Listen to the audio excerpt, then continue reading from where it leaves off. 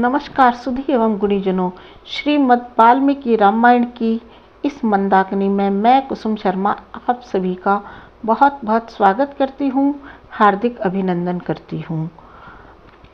55वें episode में हमने देखा कि अति विशाल राक्षस विराट का वध श्री राम ने किस प्रकार किया और शरभंग ऋषि ने श्री राम के दर्शन के बाद यज्ञ की अग्नि में देह त्याग कर किस प्रकार ब्रह्मलोक को गमन किया। शरभंग मुनि श्री राम को सुतीक्ष्ण और ऋषि के आश्रम पर जाने का जो मार्ग बताया वो अब हम 56वें एपिसोड में देखते हैं। शरभंग ऋषि के ब्रह्मलोक जाने पर श्री राम के पास बहुत से श्रेणियों के मुनि लोग पधारे, जिसमें वैखानस जो ब्रह्मा जी के नक्श से उत्पन्न हुए हैं, बालाखित्य जो ब्रह्मा जी के बालों से उत्पन्न हुए हैं, ऐसे मुनियों का समूह आया। फिर संप्रक्षाल बर्तन धोकर कुछ ना बचाने वाले, मरीचिप सूर्य और चंद्रमा की किरणों का पान करने वाले, अश्मकट कच्चे अन्न को पत्थर से कूटकर खाने वाले ऋषियों का समूह आया।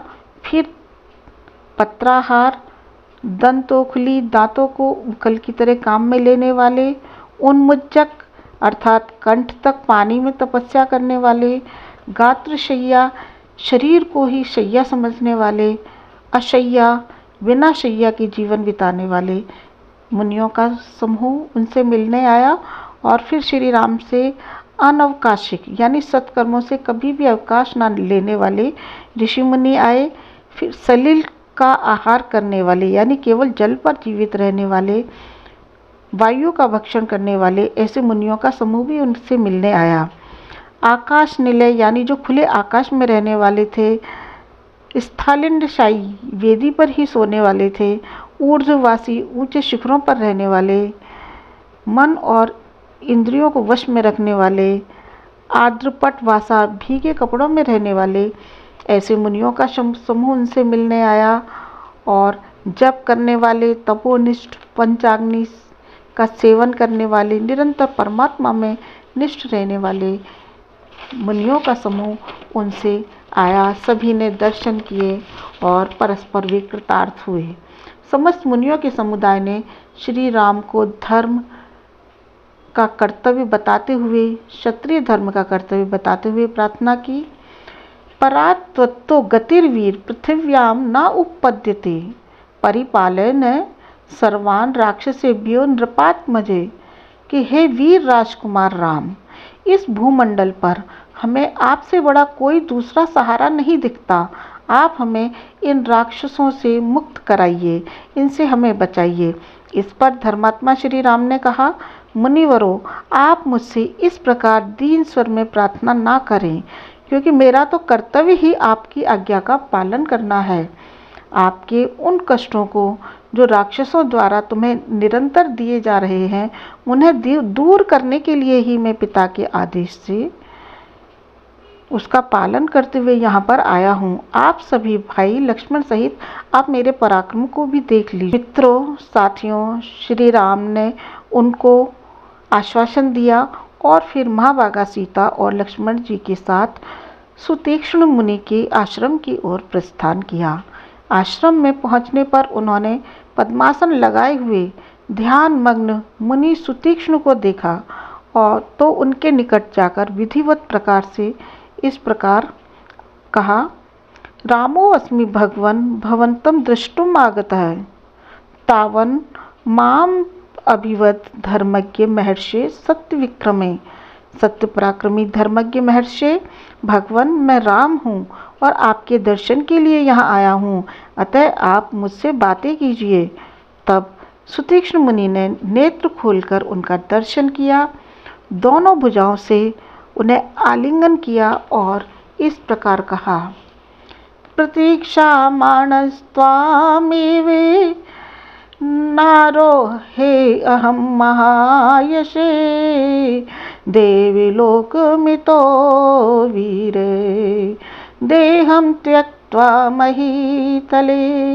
महायशस्वी राम, मैं आपकी प्रतीक्षा में था, इसलिए इस पृथ्वी पर शरीर को त्याग कर यहाँ से देवलोक नहीं गया हूँ। अभी तक मैं आपके लिए यहाँ रुका हूँ।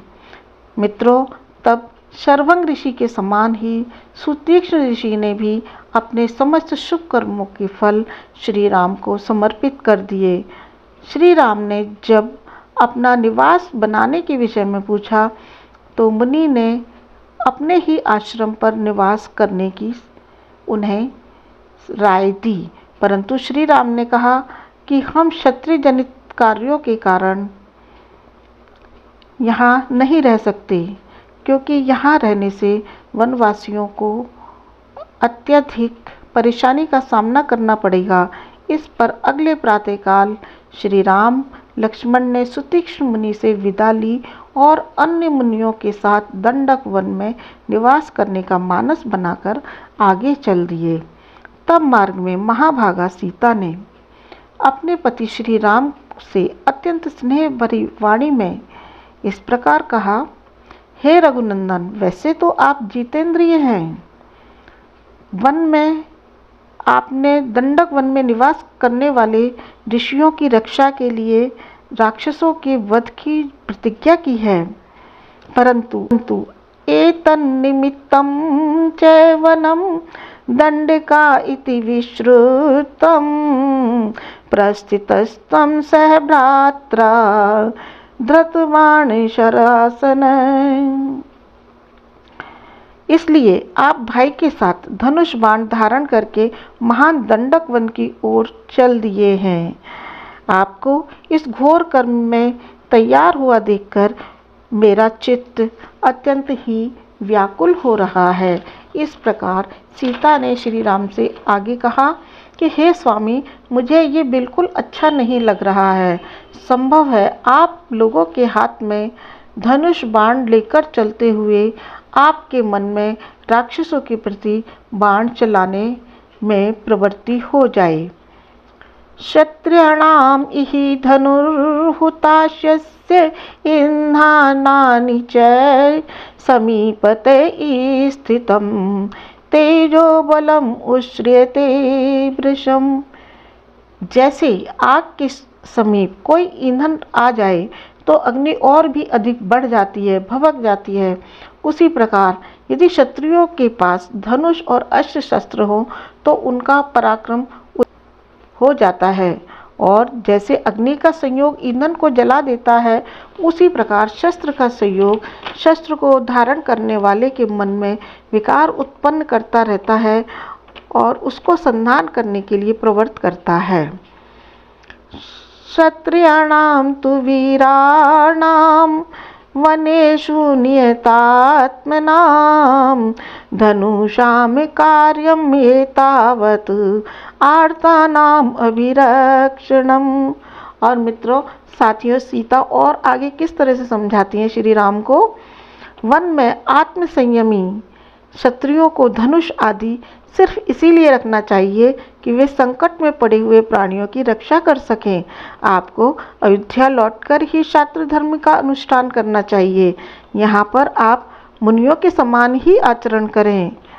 फिर आगे कहती है, सौम्य, मैंने नारी स्वभाव के अनुसार आपसे अपने मन की बात कह दी, परंतु आपको धर्म का उपदेश करने में मैं योग्य नहीं हूँ, क्योंकि आप तो साक्षात धर्म के अवतार हैं। इस विषय में आप अपने छोटे भाई लक्ष्मण से बुद्धिपूर्वक विचार कर लें। मित्रों, साथियों, तब श्री राम ने अपनी प्रियतमा सीता को इस प्रकार समझाया, देवी जनक नंदिनी सीते, तुम्हारा मुझ पर बहुत अधिक प्रेम है, इसी कारण तुम मेरे हित की बात कह रही हो। यह तो तुम जानती ही हो कि क्षत्रिय लोग दीन दुखियों के हित के लिए धनुष धारण करते हैं। यहाँ के दुखी और संतप्त ऋषि मुनि मुझे शरणागत वत्सल समझ करके ही मेरी शरण में आए हैं। सदैव कंद मूल फल खाने वाले मुनि इन क्रूर कर्म करने वाले राक्षसों के कारण अत्यंत संतप्त रहते हैं। वे दुष्ट राक्षस इन मुनियों को मार करके खा जाते हैं। शाप देने से तपस्या का बल जाता रहता है। अतः ये मुनि मृत्यु को प्राप्त होते हुए भी उनको कभी श्राप नहीं देते। सीते, मैं तो उनकी रक्षा की प्रतिज्ञा कर चुका हूँ। संश्रुत्य च न शक्ष्यामि जीविमाने प्रतिश्रवम् मुनीनाम् अन्यथा कर्तुं सत्यमिष्टं हि मे सदा। मुनियों के सामने ये प्रतिज्ञा करके अब मैं जीते जी इस प्रतिज्ञा को मिथ्या नहीं कर सकता, क्योंकि सत्य का पालन करने में ही मुझे अपना इष्ट लगता है। विदे नंदिनी, मुझे तो मुनियों के बिना कहे ही राक्षसों का वध करने में संलग्न हो जाना चाहिए था, जबकि इन्होंने तो मुझसे आकर कहा है, प्रार्थना की है और मैंने प्रतिज्ञा भी कर ली है, तो अब उनकी रक्षा करना मुझे अभिष्ट है। इस प्रकार सीता जी को समझाकर श्री राम और लक्ष्मण धनुष हाथ में फिराते हुए तपोवन विचरण करने लगे। पर्वत, शिखरों, वनों, नदियों की शोभा देखते हुए शाम होते होते एक विशाल सरोवर के समीप पहुँचे, जिसमें श्वेत कमल खिले हुए थे। सारस, राजहंस, कलहंस जैसे सुंदर पक्षी विहार कर रहे थे। तब वहाँ पर उन्हें अद्भुत संगीत भी सुनाई पड़ा। तब श्री राम व लक्ष्मण के साथ चलने वाले मुनि से इस प्रकार श्री राम ने पूछा कि इसमें अद्भुत संगीत ध्वनि हो रही है, इसका क्या कारण है मुने? तब उस मुनि ने बताया, हे राम, ये पंचाप्सर नामक सरोवर है। मांडकर्णी नामक मुनि ने इसका निर्माण कराया था। वे मुनि वायु का आहार ग्रहण करके तप करते थे।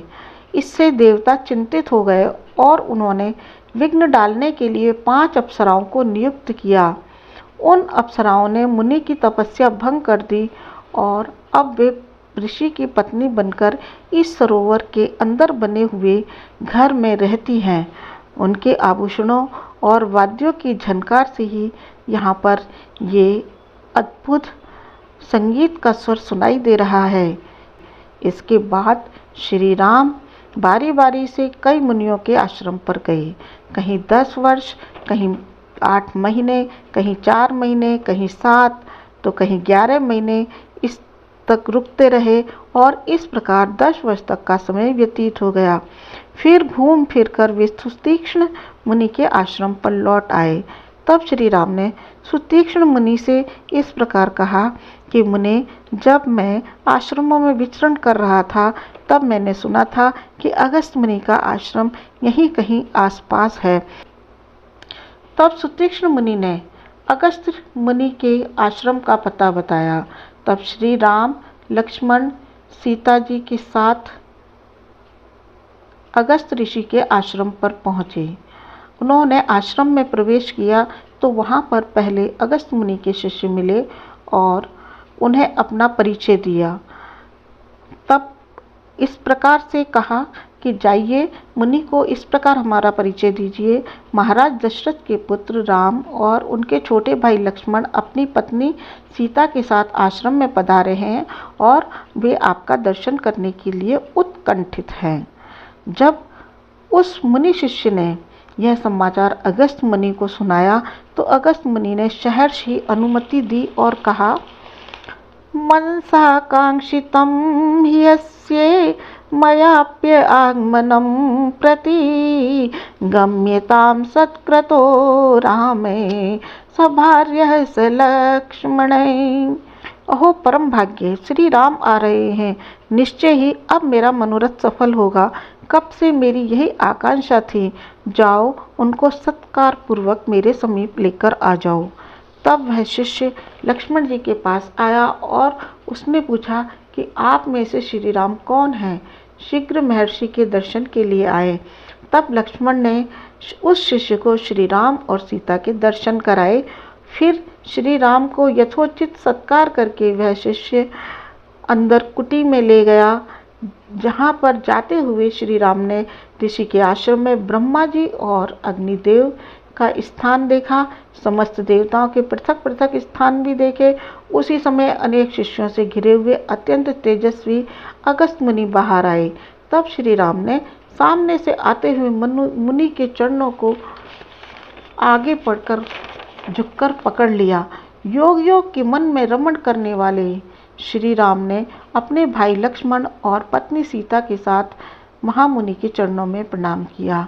महर्षि ने आदर सत्कार के उपरांत आसन ग्रहण करने पर श्री राम से कुशल समाचार पूछे। वार्ता के उपरांत भोजन नैवेद्य आदि जब हो गया तो अगस्त ऋषि ने उन्हें विश्वकर्मा जी द्वारा दिव्य धनुष प्रदान किया। भोजन नैवेद्य के उपरांत विश्वकर्मा जी द्वारा दिव्य धनुष अगस्त मुनि ने श्री राम को प्रदान किया। यह धनुष सुवर्ण व रत्न से जड़ा हुआ था।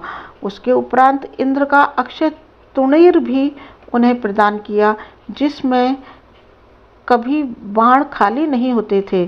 तब श्री राम ने उनसे अपने अगले निवास स्थान के बारे में पूछा तो मुनि ने इस प्रकार कहा, इतो द्वियोजने तात बहुमूल जलोदक है, देशो बहुमृग है, श्रीमान पंचपट्याभिविश्रुत है।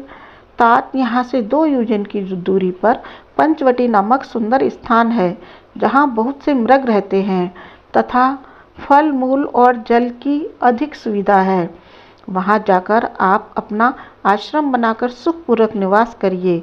तब साथियों, वे दोनों वीर भ्राता राम और लक्ष्मण धनुष तरकश धारण करके पंचवटी की ओर चल दिए। दोनों भाइयों के बीच में चलती हुई सीता ब्रह्म और जीव के बीच में माया के समान सुशोभित हो रही थी। साथियों, यहाँ मैं अपनी वाणी को विराम देती हूँ। जय श्री राम, जय श्री राम, जय भारत, जय भारत।